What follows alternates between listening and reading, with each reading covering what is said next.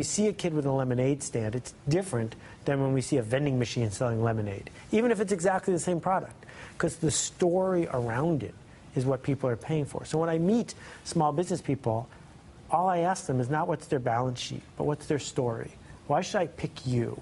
Why do I care about what you're doing? And if you start giving me all this inside baseball statistics about why you're 2% better than some other competitor, I'm already glazed over, because that's not part of the way I see the world. That I have to want this to exist in the world. I have to not, so it's a similar rule, just say, if this was successful and I had nothing and I got no, and I was not involved and I got no money off it or wasn't, would I want it to do well?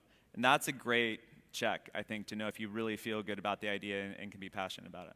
One of the things I advise entrepreneurs to do is when you have an idea, so a classic entrepreneurial impulse is to hold the idea close to you and not go tell people because, oh, the idea is so special. Right. That's almost always a mistake. It's a mistake because your actual real competitive advantage is not that you have this idea that you have locked away in your closet, which may or may not be accurate and you have no idea which it is. Your actual competitive advantage is if you're assembling the intelligence around, does this idea work? What is the right teams? What is the right learnings?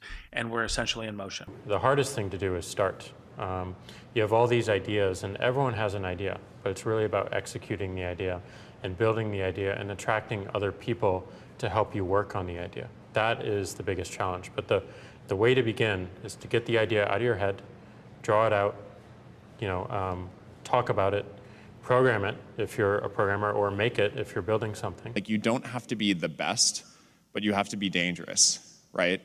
You have to learn just enough to be dangerous, to build an idea, concept it, and show it to the world.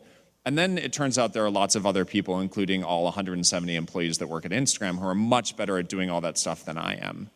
But you need to find people who can, be drawn to the idea that you build, and then they end up taking it and making it even better.